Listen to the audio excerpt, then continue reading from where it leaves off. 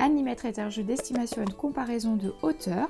Ici, on a la boîte anglaise, Animator, mais en français, ça va s'appeler Animètre. C'est ça, on a fait la petite traduction. Le principe d'Animètre, c'est qu'on va créer des tours d'animaux. On a des souris, des hérissons et des lapins. Et à son tour, tu as une main de carte et tu vas poser un animal pour aller récupérer des pommes. Des pommes jaunes ou des pommes rouges.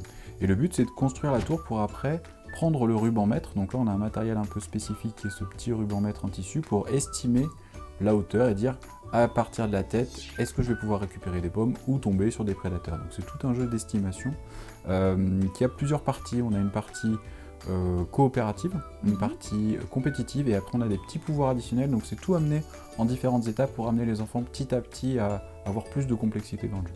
Donc ce qu'on va faire, c'est un exemple de fin de partie. Imaginons que ça soit mes tours à la fin de la partie, j'ai posé 9 animaux.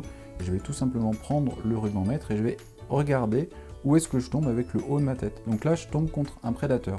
Malheureusement, je devrais donner une des pommes que j'ai récupérées. Ici, cette souris, elle va pouvoir récupérer 2 pommes, parce que le haut de sa tête arrive avec 2 pommes. Donc je vais prendre 2 petits cristaux qui correspondent à des pommes. Et ici, je vais avoir un hérisson qui, lui, va tomber contre un prédateur. Ce qui est bien, c'est que les hérissons, ils ont un petit pouvoir. Ils n'ont pas peur des prédateurs, parce qu'ils se mettent en boule.